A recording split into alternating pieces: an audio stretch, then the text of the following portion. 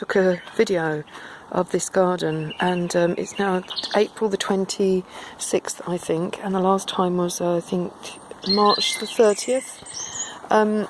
So the birds have been a nightmare. They've been kicking everything up, so I've had to section everything off so they can't get in. I've put this netting here because that little gap between those two bits of metal wiring was allowing them to get in and scratch it all up.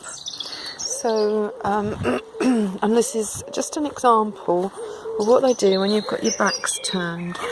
If you can see that, sort of, they just scratch everything. So fortunately I've not got anything planted there, so I've let them have it. We haven't had any rain for probably 4 weeks, so I'm having to water these daily almost. You can see it looks quite dry, but obviously I've had to cover everything in netting. So much for planting for the birds. I think if I planted for them, there'd be nothing left for us. So this bed that you were just looking at, I've got a variety of different types that grow sort of a largish food forest, and I'm going to be putting little seedlings of different things around the base as well. This one I haven't done much with yet. It's got some cabbages that are looking a bit dry, could do with just going in the ground. A couple of lettuces that have survived, fortunately. And this one here, I've got another mix of different things. The curly leaf is a mustard.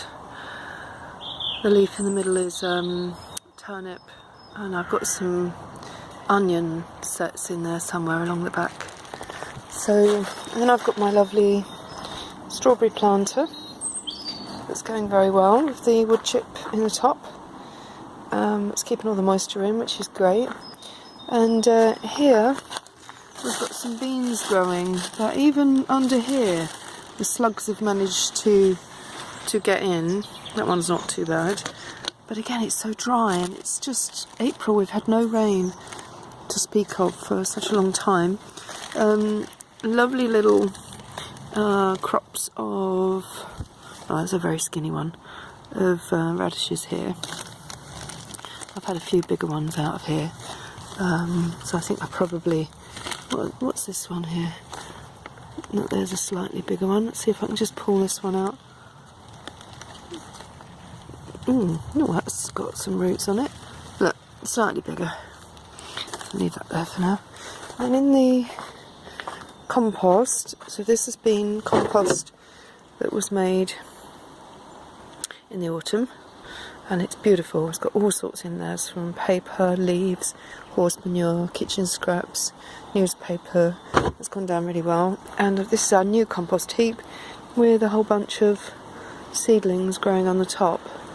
And in the greenhouse, I'm not going to go all the way in, but I've got, that's a potato plant, and I've got some lovely, loads of seedlings of different descriptions there, aubergines. I've put a little thing along the top there just to put some things on each end. My cucumbers got a bit too chilly one night, and they've gone, so I've had to plant those again.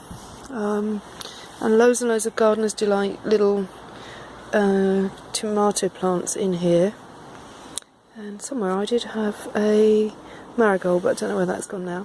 So eventually I'm going to be have another brick line across here all the way around the edge, and I'm going to be planting into compost that I'm going to put in this L-shaped thing here.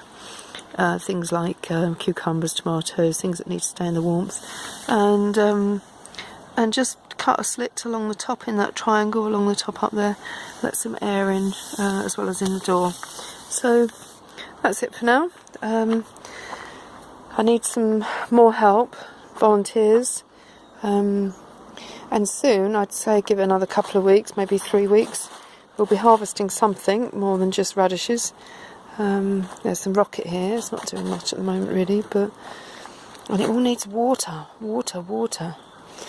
Anyway, I hope that keeps you informed, and Jenny over and out for now.